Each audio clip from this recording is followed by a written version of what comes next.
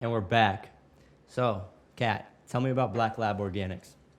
Right, so Black Lab Organics is my small business that I started during the coronavirus pandemic when a lot of us were out of jobs. I needed a way to make money, and I've actually had Black Lab Organics in my mind and planned for a few years now, but I thought with the pandemic and being on lockdown was the best time to actually bring it to life. And it was all online, so it was perfect because we weren't allowed to do a lot of face-to-face stuff. And I actually have some stuff here that I Sweet. bought. Awesome. So these are just our treats that we have. We're trying to go green. These are recyclable, compostable, and 100% biodegradable bags. These are our labels. They have the cannabis leaf because our goal at Black Lab Organics is to create CBD-infused dog treats. So they're all natural, organic, and the ingredients are simple. This is our PB Nugs. Ingredients are organic coconut flour, all natural peanut butter, egg, and love. So these are going to be for Lola. But yeah, they're gluten and grain free, no preservatives, hormones, chemicals, or additives or fillers.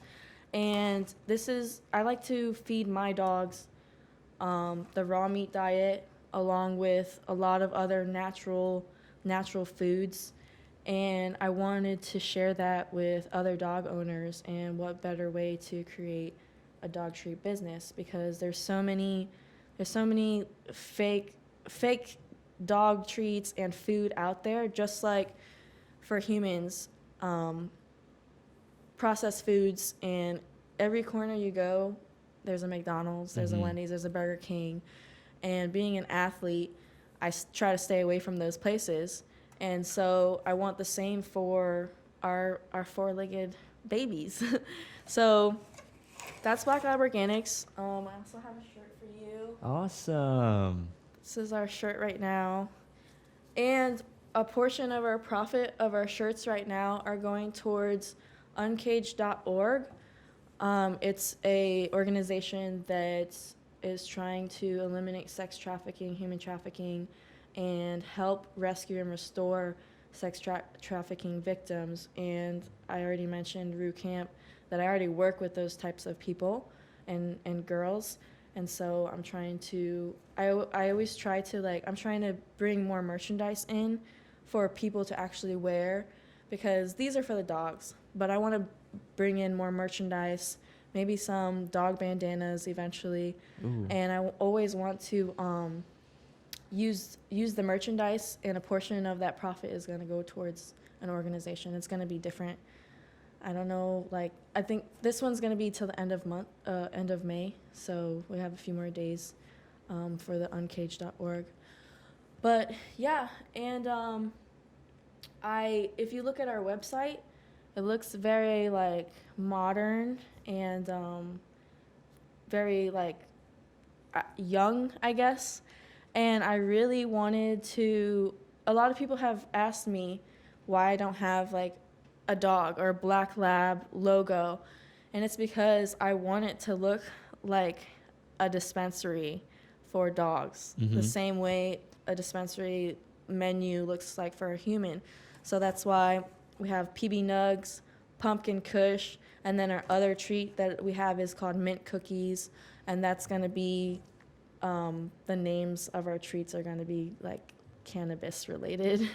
But yeah, that's our goal at Black Lab Organics, is to create CBD-infused dog treats with real ingredients, and that makes happier, healthier dogs, and that makes happier dog parents. Yeah, yeah, it definitely does. It's not fun when your dog's not doing too well. Right, exactly. So was that your main inspiration for starting Black Lab Organics? Was that you really wanted to establish an infrastructure for dog food to be natural? Since you apply that to yourself, you really wanted to apply that to your dogs, because you obviously care for them immensely. Right. Yeah. So eventually, I'd like to. Obviously, I want to expand and I want to do a lot. I have a lot more plans and goals that I want to do with Black Lab Organics, and hopefully maybe even come out with a all natural raw dog food.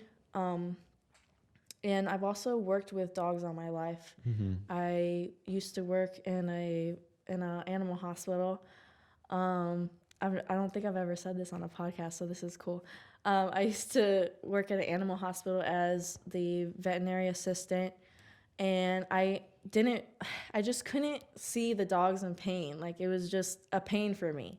So I ended up leaving, and I ended up going to a nonprofit animal shelter and helping those abandoned dogs become more social and socialize them and play with them for new dog owners. So I'm a dog lover. I've always been one. When people used to ask me what I wanted to be when I grew up, I used to say a vet. And so I think this is my way as an MMA fighter. This is my way to still pursue that passion for the love of dogs, just do it differently. So you obviously have a love for dogs. I mean, you started this business and everything. You've always loved dogs, right? Mm-hmm. Okay, Yeah. so I'm sure you've thought about like how humans and dogs have like evolved side by side, Yeah. you know, for thousands of years. So Yeah. like they used to be wolves, Mm-hmm. and then you know the wolves were and humans were separate, and then the wolves would start following humans through their migration patterns because they know they would get food like that. Yeah. And it got to a point where only the more submissive wolves and ones that looked cuter were the ones that were going to get fed. So Right. that started the man's best friend evolutionary process with humans. You know, so dogs, wolves that were very like aggressive, and wolves that Yeah. were not very, you know, kind to humans, they got bred out because Yeah. they weren't able to survive in those migration patterns of following humans because they weren't getting fed. So it started a whole process in which only the cuter and more easily domesticated dogs would Right. survive. And now we've gotten to a point where we have all these different dog breeds, but they really came from wolves. Mm-hmm. You know, I've always thought that was super interesting. And I've always tried to critically think about how important dogs are to just humans in general. Right. There's something about dogs that is beyond an emotional response you get when you see a cute dog. Mm-hmm. It's almost like it's supposed to be there.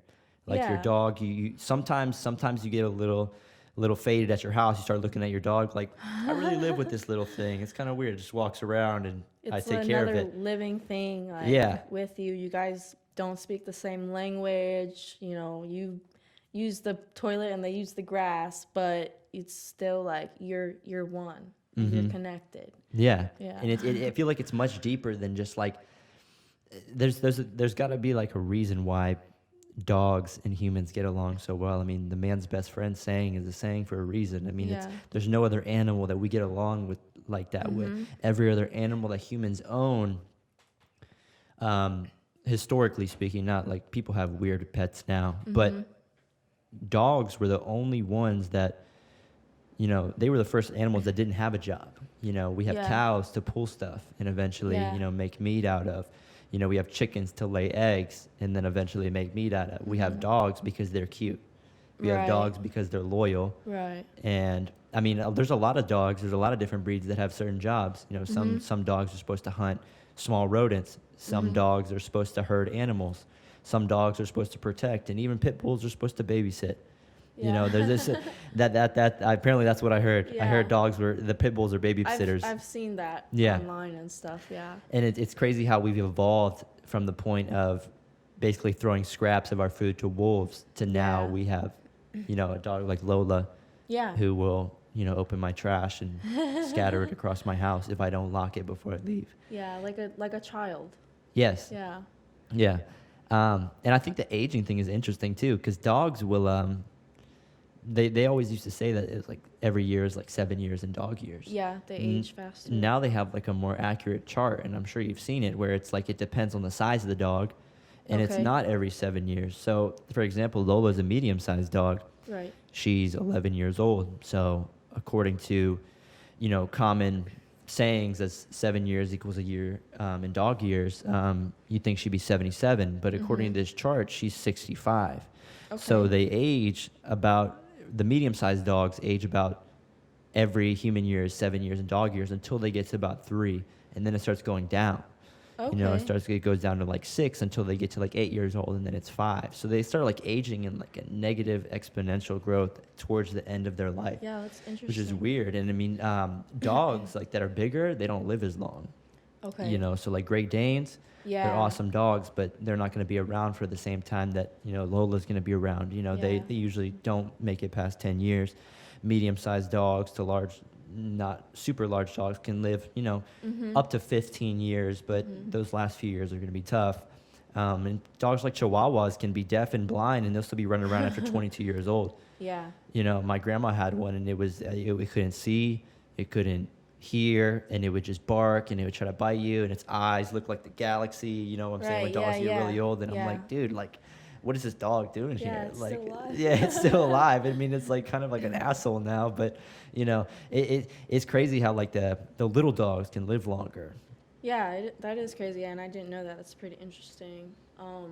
But yeah, also like just with Black Lab Organics, just taking care of them and giving them the better diet is going to help their aging process as well, I feel like. And I've personally seen that because I have been feeding my dogs all natural treats instead of excuse me, like, bacon strips and all that type of stuff. Like, yeah, they're good and they actually smell good. Oh yeah, I've tried them. Yeah. I've tried them. But if you look at the ingredients, it's not that good, just like a lot of foods that we eat. But a lot of people aren't educated on that, and that's another reason why I wanted to start this, is to kind of educate humans about their dogs, but through the dog. Like, I want them to see the results, and it takes a while. And I also feed my dogs the raw meat diet. So, like my black lab is 6 years old right now, and a lot of dogs that they reach like 4 years old and they look like they're 7 already. And it's just because they've been eating this, like, they've just had a poor diet and not enough exercise and whatever it is. But I think that the diet that I've been giving my dogs has definitely helped them.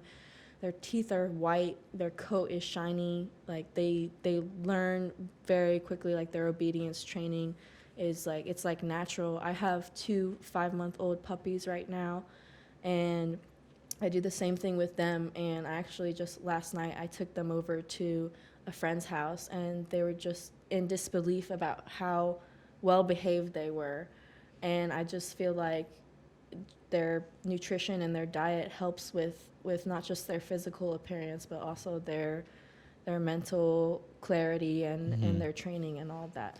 And it's interesting, we were talking about I was telling you about the charts of how the size of the dogs and how they age, and I feel like that is probably that chart, or those aging processes probably reflect a common dog diet. Right. And that's, pedigree, stuff you get kibble out of a bag, which we've historically fed dogs for most of recent history. The past explosion of people owning pets and everything like that. Yeah. And I'd be interested to see how that chart would reflect a dog which had a diet that was organic and healthy. Yeah, me because too. humans, they say you are what you eat, because it's true. Why would that not apply to dogs? Right. That like the raw meat diet is excellent, because we were talking about these things are like they're like wolves. Yeah, This is that their stomach is designed to digest the raw Exactly. meat. It's designed to take that in.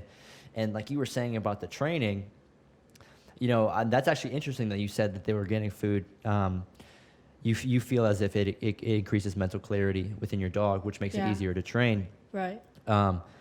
That's interesting because I feel like a lot of people don't know how to train dogs. And a lot of dogs are different. It depends on the breed. But I think something that is common amongst all dog breeds is that they do need an alpha. They need to respect you. They're going to love you, but they need to respect you. And I feel like a lot of people, when their dogs end up walking all over them, is because the dog is undisciplined. Right. It doesn't want to listen to you. It doesn't see you as somebody it needs to listen to. Right. And it's really important, especially if you get a dog that's a puppy, to establish yourself as the alpha. It knows what time it is. It knows that you don't play around about certain things, and it will respect you. It's definitely a mutual relationship. You have to respect your dog in return, and it'll respect you. But yeah, like you said, I just feel like a lot of people aren't educated in that either. So that's just the whole point about behind this. And like my Instagram page for Black Lab Organics, I promote sales and all that and our products, but sometimes I'll put out little tips like, what to do when it's really hot outside and you're out at the beach with your dog. Like, provide them with fresh water, get some shade, etc. So I try to do that as well with Black Lab Organics. I like that. I like that a lot because I feel like there's a lot of people have dogs now. It's a very popular thing to have, which is fine, but it's just like having a kid. You got to know how to do it. Right, it's a commitment. It's not just an accessory. Like, exactly. It's not something you have in your purse, take pictures with. Right, it's like, unless you want that type of tiny dog, go for it. But if you're gonna get, like with me, I have a Labrador Retriever and an Italian Mastiff Cane Corso. Big. So they're huge and they need to be trained or they're gonna be out of control. They're stubborn. They like to test and challenge me and Josh. You got to show them who's alpha. Exactly. So, they just have to train them and understand that it is your commitment now for however long they're going to live. You need to be taking care of them. And that's another thing, the dynamics of the wolf pack. Like you were saying, the dog is going to test you. And I think that's why a lot of pit bulls have a bad rap because people don't know how to train them. Those dogs are not more aggressive than other dogs, but they will test you. Yeah. Because in a wolf pack, there's an alpha, and that's top dog. But if people know anything about how wolf packs operate, is you could be top dog one day, and as soon as somebody challenges you and you lose, like you're done. Yeah, you're omega now. Yeah. That's how it is in your household when you have dogs, especially you have multiple dogs, and I'm sure they have an alpha amongst themselves too. Yeah. Is it the Cane Corso? It's really interesting because they're blood related. Okay. So that's cool. Yeah, because my lab and my Corso had a litter, and we ended up keeping 2 of them. So now we have 4 dogs. Aww. So I think they all know that our lab, since he's the elder and he's the male, he's like the dominant one. They do test him, but it's not for dominance. I think it is our Cane Corso. She's very feisty. So she's very rough with the puppies, and they constantly try to challenge her. And but she's definitely the boss. And they all have their place. But like I said, since they're blood related, I feel like it's doesn't have so much animosity behind it, just because it's more like sisterly, brotherly type of love. It's not like, who are you? Get out of here. No. So it's interesting, but I'm definitely experiencing a live dog pack, and it's helping me understand people as well, like how we work. So it's really interesting. It's very similar. Yeah. They operate at a much more fundamental level because they're just dogs and they can't talk like that. But that happens in every avenue of life that we have now. People are trying to test the waters and see where they really stand on the totem pole, and that's what dogs do. Right. And the same thing in the fight game. Right. You know, there's rankings. You know, Mhm. and then you challenge somebody with a higher ranking. If you beat them, you take their ranking. That's how Yeah. it works in a dog pack. Now you're the boss. Yeah, now you're the Now boss. top. That's awesome. So, when can we expect to see you fight again? I know you said that you would be open to do another kickboxing fight, but is that something that you really want to pursue? So at first I actually thought like I'm just gonna be a kickboxer. Mhm. I think I do really well. I'm an undefeated kickboxer right now, and I just feel like kickboxing was for me, it was a little bit more flowy and artsy. And when I transitioned into MMA, I understood that it was a little bit more violent. And Yeah. yeah, so I really had to change my mindset. And I don't know. I want to be an MMA fighter, and I mean I am an MMA fighter, but I want to keep pursuing MMA, and I've been working on all my disciplines: jiu-jitsu, wrestling, striking, you name it, judo. I've been working on everything, and I would like to get a few more MMA fights in, and I'm not sure. Like I said, my last fight was hard to get, and I'm hoping that I can fight in the next few months, like before fall. So this summer. So this summer. I'm hoping, yeah. Right. And so you have 3 MMA fights now, right?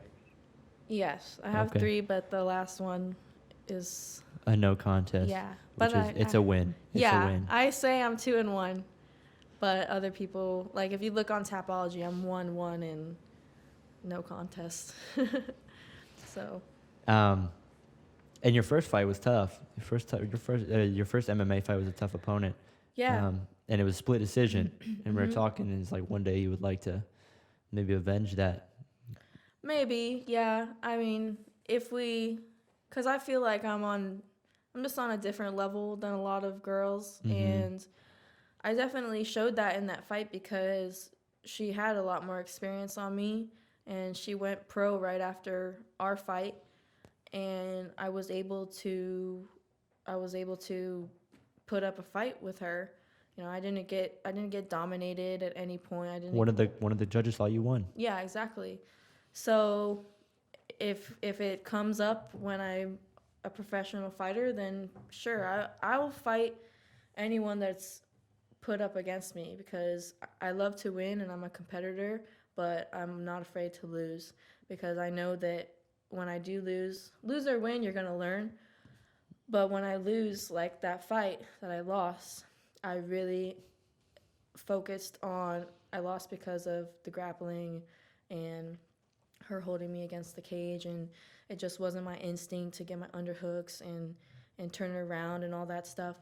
But because of that, I really focused on grappling, wrestling, jiu-jitsu.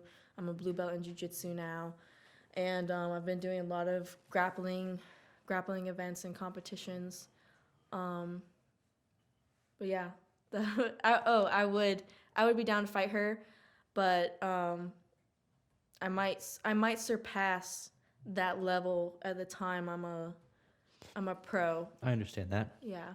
And you have a grappling tournament coming up, or a grappling match coming up, right? Yes. Submission grappling. Yes, Submission Grappling Series is it was created by Jada Alicia, and she also trains at Fusion, and she's one of my friends. And I support her big time because it's also a woman-owned business, just like me. And yeah, it's gonna be a Gilt, and it's gonna be a great lineup.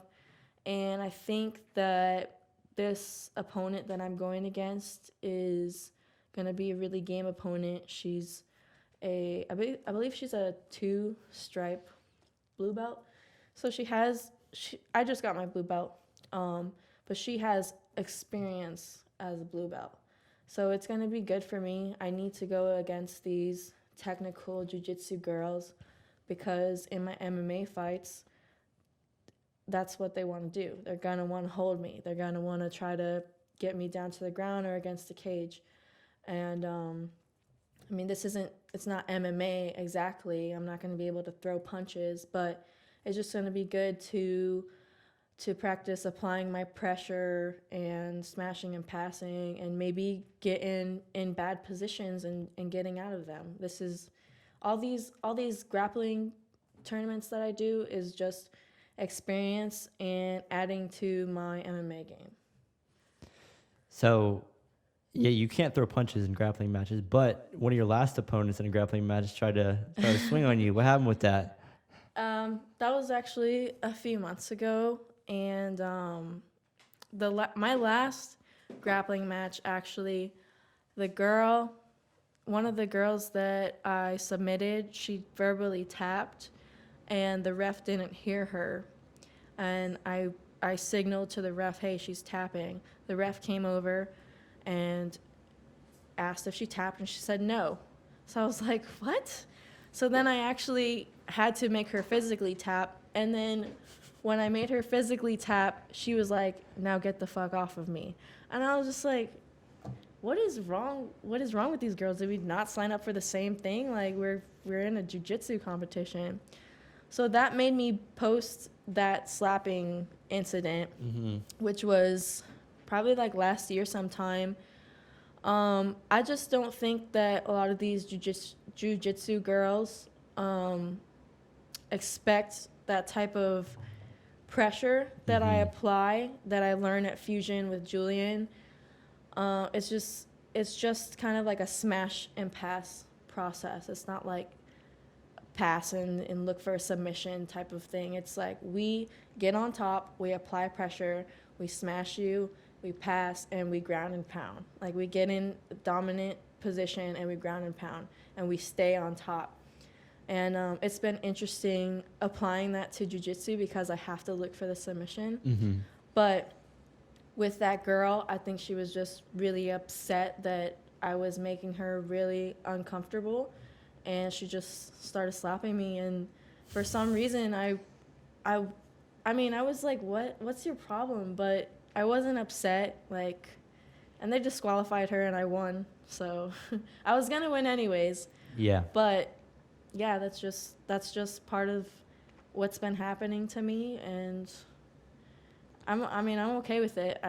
In this game, you're going to have a lot of fans, but you're also going to have haters, and if you don't have haters, you're not doing something right. Exactly. You showed a lot of patience when she hit you too, when she was slapping Definitely, you around. yeah. It was like, do you really want me to start bouncing in and out right now? Yeah. Like, you better chill out. It was 3 slaps. The first one, it didn't register like that she just slapped me. The second one was when I was like, okay, I think she just slapped me. And then third one was like, she definitely slapped me. And then everyone around was like, whoa, like, what's going on? And then the ref was like, hey, stop, like, to my opponent. And everyone there too, like, that was after my fight where I spinning back fist my opponent, and I knocked her, or it was a technical knockout. But everyone knew that I was capable of destroying this girl, and I knew it too. But like we've talked about with Taekwondo and the self-discipline and respect and all that, it wasn't in me to escalate the situation and add fuel to the fire. So you said that you will fight anybody, and you've had problems in the past finding opponents. Do you think that the people are like ducking you? Think people don't want to fight you? I'm sure. Yeah. I think, for example, this last fight, the first opponent, they said yes, and then I think the weekend passed, and then they said no. And it's pretty easy to go on YouTube and look up my name and see, especially now with the lights out, and see my fights.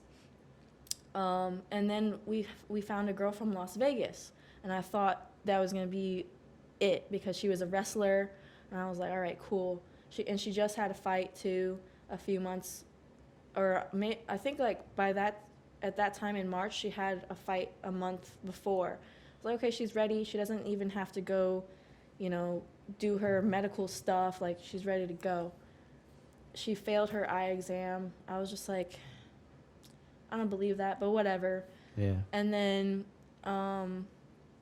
we got this girl, and Mitchell from Combat Night actually made me go private on my Instagram page, so nobody could look me up and see my page. Because I also think that girls get intimidated just by seeing the type of presence I have in the media and with all the modeling stuff. So I went private, and the fight went through. But definitely, a lot of girls or their coaches, you know, because it's not always them. Yeah. Because, like, for me, I would fight anybody, but if they put me up against Valentina Shevchenko and they're like, okay, you're not ready for this, then that's my coach's decision. Of course I want to fight her. I want to prove to people that I can fight with the best or whatever opponent is put in front of me. But my coaches don't think I'm ready, so I'm not going to do it. So I do think that it's either the girls or the coaches that aren't allowing, like, the matchup to happen. Yeah, I'd be scared of you if I was a girl. So if they found an opponent for you, would you fight in July 24th, the Career Royale? Is that Combat Night or? Yeah, it's pro card. Yeah, definitely. Career Royale. I don't think that my coaches want me to go pro yet. Well, there's amateur fights. I just meant like Okay. on that card. Okay, yeah, for sure. Like, I am down to fight, and I'm ready. I'm always training. Excuse me. The only thing is the weight cut. I just have to cut weight. I have to figure out what weight class it's going to be in, and then prepare for that. But I'm always training. I'm always staying sharp, and I'm ready to compete, fight, whatever it is. I can do it every weekend if I was able to. Mhm. Like, but yeah, if they have a fight for me, I would definitely do it. And that's the other thing, is that you picked one of the only professions where a woman's weight is something that's commonly mentioned. Because usually if you ask her how much she weighs, you might get slapped. But now Yeah. it's like you're publicly weighing in at like 135, 125, Yeah. 145. Have you ever thought about that? Like, that's like usually you don't talk about girls' weight. That's just what you learn. I've never really had a problem with that. I know a lot of girls have, because of a lot of body image issues and insecurities and stuff, and bullying and all that. But I've never had a problem with that. I've always been the type, like, I think I was like chubby maybe in elementary school or something, and then I started thinning out as I got into sports and stuff. And yeah, I would be made fun of every once in a while, but I've always been the type of person to be like, okay, fuck you. like I've always been that type of person. But now, like, I like, right now I'm 153, I believe. And I know I don't look like it. And a lot of people think I fight at 125. And I'm like, no, I'm a bantamweight and a featherweight. Like, I fight in the biggest divisions for women. For sure. I mean, there are bigger divisions in, like, Bellator and Invicta. I think they have, like, 155. Really? Mhm. I didn't know that. Yeah, so, like, Clarissa Shields Oh, is a 155er. It's a threat. For PFL, yeah. So yeah, I've never, I mean, I'm okay with my body type and my body weight, and I obviously pack a punch, and, like, at featherweight, I feel very comfortable at 145. I feel strong. This last fight, I didn't have to dehydrate myself at all, and you can see the effect of my punches in this fight compared to the fight before that. Obviously, it was a year different of experience, but I was 135 in my previous fight before that, and the punches, my strikes didn't have the same effect. It took a little longer. I ended up knocking her out in the third round. But yeah, it's the weight cuts aren't easy. I don't think they're easy for anyone, and they're actually the most difficult part for me. Most dangerous part of the whole game. Yeah, mentally and physically, but I just feel like it's still part of the process, and it makes you that fighter in the cage for your fight. Like it makes or breaks if you're gonna win or lose. So it's definitely part of the process, and I do it because I have to. So it's almost like you have to find your balance between 35 and 45, because at 45 you obviously have to cut less weight, Yeah. so you're gonna feel better. But at 35 you have the opportunity to fight a smaller opponent Right. when you make the weight. Yeah. So it's almost like you have to find your balance, because like you said, like you felt like your shots didn't have the same pop at 35 that they do at 45, but you were also probably fighting somebody smaller, but you had to dehydrate yourself more Right. Yeah. and cut more weight.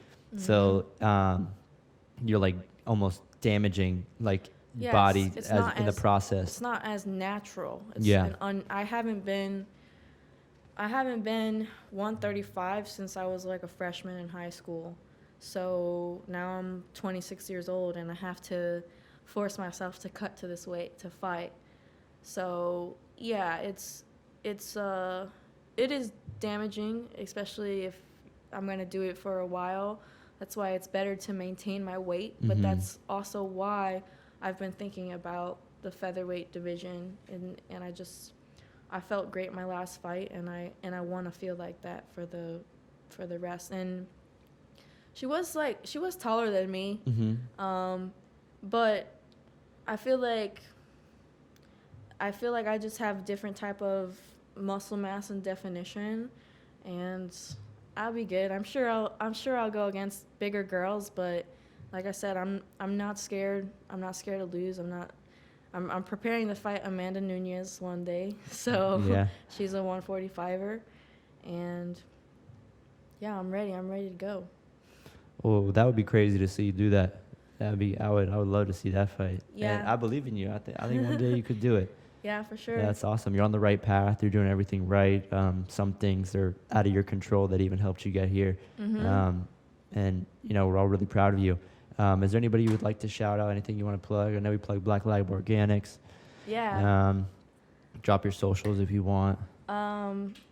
Well, my name on Instagram now is Lights Out Nelson. Okay. I've embraced the nickname, and if you just look that up now, you probably will find me anywhere.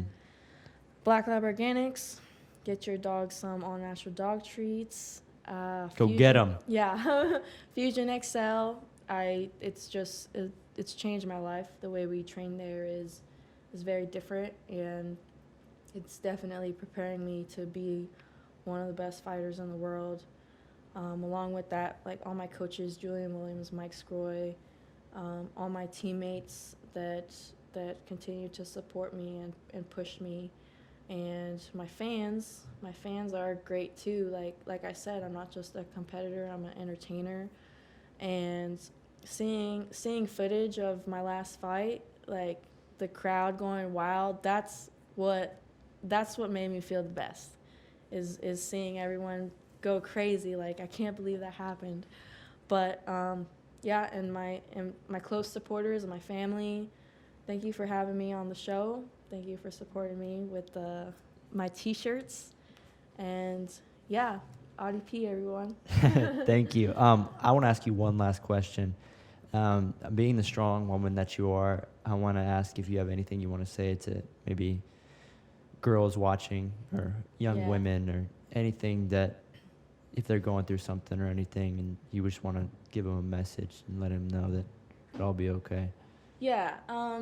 Well, I experienced a lot of stuff during my childhood, and that's when you kind of don't have control of your life. It's like your parents or your guardians or whatever. But there was a point where I started taking more control of my life and understanding that I was the creator of my life, and that everything is temporary. So if you're going through something bad or that's making you feel low right now, it's just temporary. but you do have to work towards getting out of those situations, out of those dark places, into positivity and into, pretty much what I did. I was in an uncomfortable situation. I put myself in more uncomfortable situations, but now I'm here on your show talking about the lights going out. So yeah, just, stay strong, keep fighting, and don't be afraid to be yourself, and don't be afraid to have a voice and take up space. Perfect. Thank you so much, Kat Nelson, ladies and gentlemen. Yes, thank you for having me. We're out.